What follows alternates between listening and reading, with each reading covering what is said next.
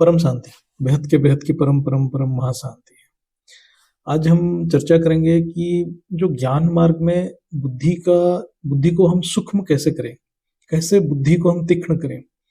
तो इसको हम ये वीडियो बहुत इंपॉर्टेंट है जो पुरुषार्थी हैं, जो बेहद के ज्ञान में हैं और पुरुषार्थ करना चाहता है, तो उनको ये अंत तक देखिए, अंत तक इसको सुनिए, इसमें बहुत गहरा ज्ञान है। तो ज्ञान मार्ग पे बुद्धि का महत्व तो बहुत ज्यादा है। जो पावरफुल आत्मा है उसका बुद्धि तीक्ष्ण होता है लेकिन उसके लिए अभ्यास बहुत जरूरी है, यानी अभ्यास के बिना बुद्धि सूक्ष्म में नहीं जाता है। जितना अभ्यास करेंगे बुद्धि अपने आप सूक्ष्म सूक्ष्म से सूक्ष्मतर होता जाएगा। ये केवल अध्यात्म में नहीं है, इवन सांसारिक ज्ञान यानी हद की ज्ञान को भी कोई आत्मा बहुत गहराई से अभ्यास करता है तो उसके बुद्धि बहुत सूक्ष्म लेवल पे काम करता है। जैसे कोई साइंटिस्ट है जो अपने अपने फील्ड में बहुत माहिर होते हैं, ऐसे ही स्पोर्ट्समैन हैं जो अपने फील्ड में, मतलब जिस स्पोर्ट्स को वो खेलते हैं उसमें बहुत एक्सपर्ट होते हैं, दक्ष होते हैं तो उसके लिए अभ्यास की बहुत जरूरत है। अभ्यास, बुद्धि बहुत तीक्ष्ण हो जाता है अभ्यास से। इसलिए भगवत गीता में श्री कृष्ण अर्जुन को कहते हैं कि तुम स्थित प्रज्ञ बनो, अर्थात अपने बुद्धि को केवल आत्मा परमात्मा में स्थिर करो और ये संसार में जो कुछ भी हो रहा है उससे विचलित ना हो। लेकिन अर्जुन कहते हैं कि ये तो अत्यंत कठिन है, ये कैसे हो सकता है, क्योंकि मन तो हर सेकेंड एक चीज से दूसरे चीज से उछलता कूदता रहता है, यानी मन कभी शांति नहीं रहता है तब श्री कृष्ण कहते हैं इसके लिए अभ्यास करो। अभ्यास से कोई भी चीज असंभव नहीं है, अर्थात केवल ज्ञान होने से कोई फायदा नहीं है। जब तक आत्मा का बुद्धि निश्चय ना होता है या फिर बुद्धि निश्चय होने के बाद अभ्यास नहीं करता है, तब तक वो ज्ञान को धारण नहीं कर पाता है। तो ज्ञान स्वरूप नहीं बनता है तो फिर उसको कोई फायदा नहीं होता है, मतलब उस अंतिम लक्ष्य तक पहुंच नहीं पाता है।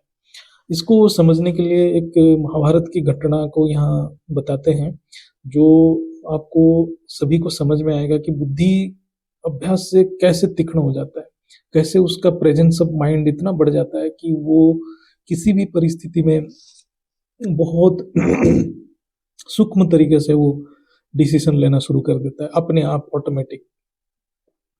तो जब पांडवों ने इंद्रप्रस्थ में यज्ञ किए तो कौरव और कर्ण को भी उन्होंने, सभी राजाओं को उन्होंने निमंत्रण दिए थे और सभी सदस्यों को, सभी जितने भी आए थे उनको कोई ना कोई काम दिया गया था।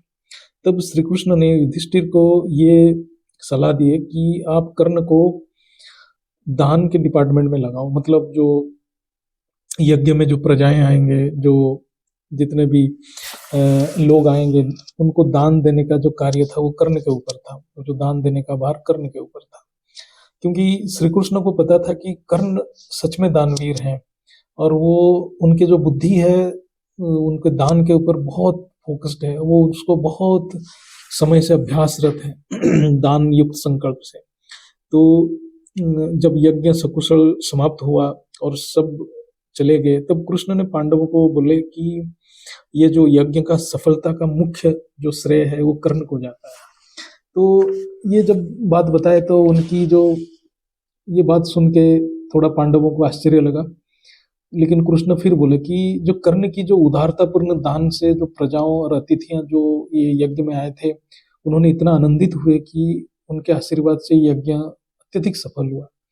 ये बात सुनकर अर्जुन भी बहुत आश्चर्य हुआ और उनको थोड़ा प्रसन्नता महसूस नहीं हुआ, क्योंकि जो कर्ण की प्रशंसा वो सहन नहीं कर पा रहे थे। तो श्री कृष्ण ये बात समझ गए कि पांडवों को ये कर्ण की प्रशंसा अच्छा नहीं लग रहा है। लेकिन कृष्ण तो परम पुरुष, परम पिता के अवतार थे, तो वो सभी आत्माओं को उनके गुण के लिए यथाचित, मतलब यथार्थ और उचित सम्मान करते थे। चाहे वो पांडव हो या कौरव हो, वो सभी को सम्मान करते थे। उनके लिए सारे आत्मा, विश्व के समस्त आत्मा समान थे। कर्ण का ये गुण, यानी ये जो दान का जो उनका जो एक गुण था, वो पांडवों के सामने प्रकट करना चाहते थे श्री कृष्ण, और श्री कृष्ण उसके लिए उचित अवसर का इंतजार कर रहे थे। उसी समय एक ब्राह्मण भिक्षा मांगने पांडवों के पास आया। वो भिक्षा में चंदन का लकड़ी भी मांगा, बोला कि आप मुझे लकड़ी देंगे तो वो लकड़ी में मैं खाना पकाऊंगा। तो लेकिन उस समय ऐसा परिस्थिति था कि यज्ञ में सारे जो पूरा प्रांत के पूरा प्रदेश का चंदन का लकड़ी खत्म हो गया था। मतलब जितने भी आसपास के राज्य थे सभी राज्यों से जितने भी चंदन की लकड़ी सब मंगाया गया था यज्ञ के लिए। तो उस समय चंदन का लकड़ी था ही नहीं, यज्ञ में सारे खत्म हो गए। तो पांडवों ने ब्राह्मण को चंदन की लकड़ी देने के लिए असमर्थता प्रकट की। बोले कि अभी तो हमारे यज्ञ में सारे खत्म हो चुके। इससे ब्राह्मण नाराज हुआ और बोला कि दान तो केवल कर्ण ही दे सकते हैं। तो ब्राह्मण कर्ण के पास निकल पड़ा। तब श्री कृष्ण ने अर्जुन को बोले कि आप इसके पीछे जाओ और देखो कर्ण क्या कर रहे हैं। क्योंकि उस समय सारे प्रांत मतलब पूरा प्रदेश में पूरा राज्य में बहुत सारे राज्यों में चंदन का लकड़ी यज्ञ में खत्म हो चुका था। तो कर्ण के पास, कर्ण भी जिस राज्य में रहते थे वहां भी चंदन की लकड़ी नहीं थे। तो ब्राह्मण जैसे भी कर्ण के पास पहुंचे तो कर्ण ने पूछे कि आपको क्या चाहिए। तो ब्राह्मण ने बोले कि मुझे चंदन का लकड़ी चाहिए।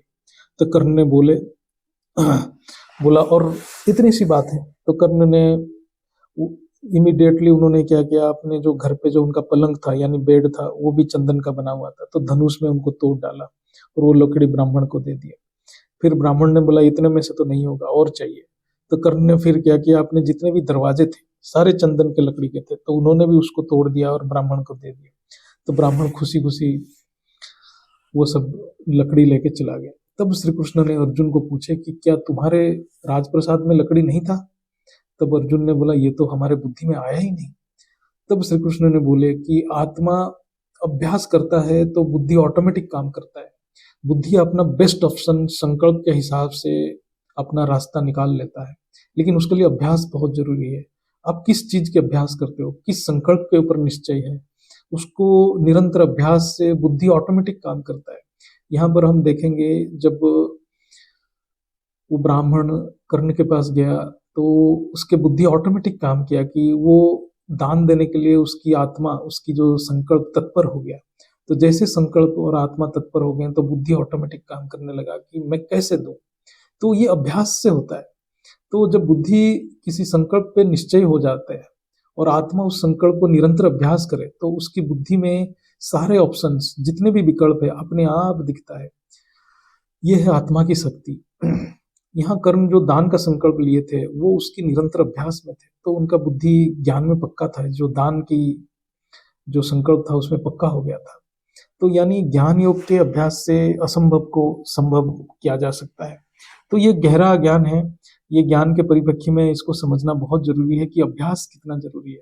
बुद्धि निश्चय होना और निश्चय होने के बाद भी ज्ञान स्वरूप बनने के लिए अभ्यास होना, अभ्यास करना कितना बहुत जरूरी है।